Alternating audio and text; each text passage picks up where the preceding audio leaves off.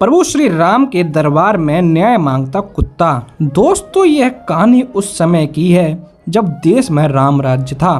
भगवान श्री राम अपने दरबार में लोगों की समस्याओं का समाधान करके लोगों को न्याय दिलाते थे। एक बार की बात है, भगवान श्री राम का दरबार दिन भर सबकी समस्याओं को सुलझाने के बाद दरबार की कार्यवाही समेट रहा था। लोग अपनी अपनी समस्या का समाधान लेकर वापस अपने घर जा रहे थे। तभी प्रभु श्री राम ने अपने भाई लक्ष्मण को बाहर जाकर यह देखने के लिए कहा कि हे लक्ष्मण, जाओ बाहर देखकर आओ कि बाहर कोई न्याय पाने के लिए बचा तो नहीं है। यह सुनकर लक्ष्मण तुरंत बाहर जाते हैं और देखते हैं कि उन्हें बाहर कोई नहीं दिखता। इसलिए वह वापस दरबार में आकर भगवान राम को बताते हैं कि नहीं प्रभु, बाहर कोई नहीं है। यह सुनकर प्रभु श्री राम फिर कहते हैं कि जाओ एक बार फिर देख कर आओ कि कोई न्याय पाने के लिए खड़ा तो नहीं है। यह सुनकर लक्ष्मण जी बड़े अचंभित हो जाते हैं कि अभी उन्होंने बताया कि बाहर कोई नहीं है, फिर भी भगवान श्री राम कह रहे हैं कि जाओ बाहर देख कर आओ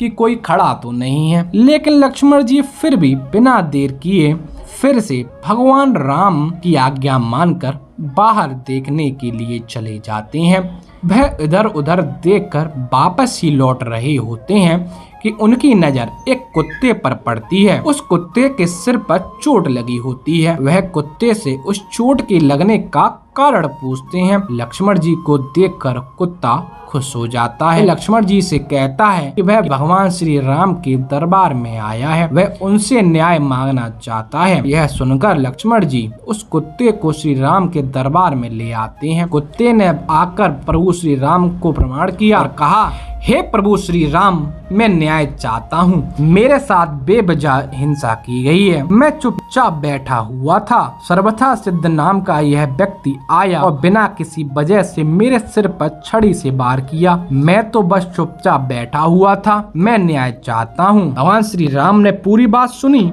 और फिर अपने मंत्रियों और दरबारियों के सामने रखी। व्यक्ति को क्या सजा देनी चाहिए यह पूछने लगे। सबने कहा कि यह अलग मामला है, इसमें एक मनुष्य और एक जानवर है, इसलिए इस समस्या का सामान्य कानून नहीं लग सकता। इसलिए राजा होने के नाते यह आपका अधिकार है कि आप फैसला सुनाइए। फिर राम ने कुत्ते से पूछा, तुम क्या कहते हो? क्या तुम्हारे पास कोई सुझाव है? कुत्ता बोला, हाँ प्रभु, मेरे पास इस व्यक्ति के लिए एक उपयुक्त सजा है। वह क्या है, बताओ हमें। तो कुत्ता बोला, इसे कालिंजर मठ का मुख्य महंत बना दीजिए। प्रभु श्री राम ने कहा, तथास्तु, और व्यक्ति को प्रसिद्ध कालिंजर मठ का मुख्य महंत बना दिया गया। प्रभु श्री राम ने उसे एक हाथी दिया। व्यक्ति इस सजा से बहुत प्रसन्न होते हुए हाथी पर चढ़कर खुशी खुशी मठ चला गया। दरबारियों ने कहा, यह कैसा न्याय है? क्या ये कोई सजा है? वो आदमी तो बहुत खुश है। श्री राम ने कुत्ते से पूछा, क्यों नहीं तुम इसका मतलब बताते हो? कुत्ते ने कहा, पूर्व जन्म में मैं कालिंजर मठ का मुख्य महंत था और मैं वहाँ इसलिए गया था क्योंकि मैं अपने आध्यात्मिक कल्याण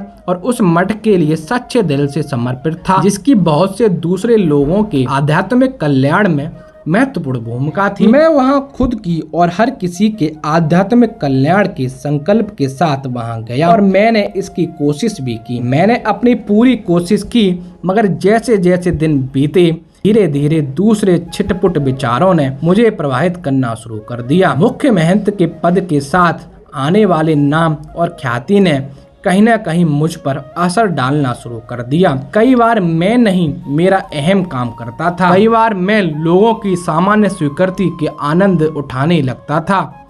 लोगों ने मुझे एक धर्म गुरु की तरह देखना शुरू कर दिया। मैं अपने अंदर जानता था कि मैं धर्म गुरु नहीं हूँ, मगर मैंने किसी धर्म गुरु की तरह बर्ताव करना शुरू कर दिया। मैं सुविधाओं को मांगना शुरू कर दिया जो आमतौर पर किसी धर्म गुरु को मिलनी चाहिए। मैंने संपूर्ण रूपांतरण की कोशिश नहीं की, मगर उसका दिखावा करना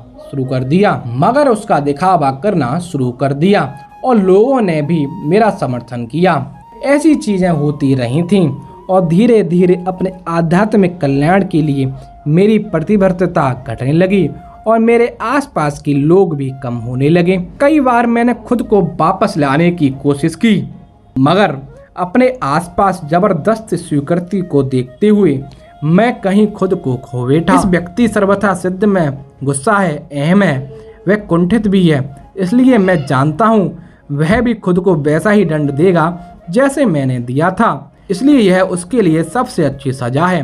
उसे कालिंजर मठ का मुख्य महंत बना दीजिए। प्राचीन काल में इस देश के उत्तरी भाग में एक बहुत प्रसिद्ध मठ था जिसे कालिंजर मठ के नाम से जाना जाता था।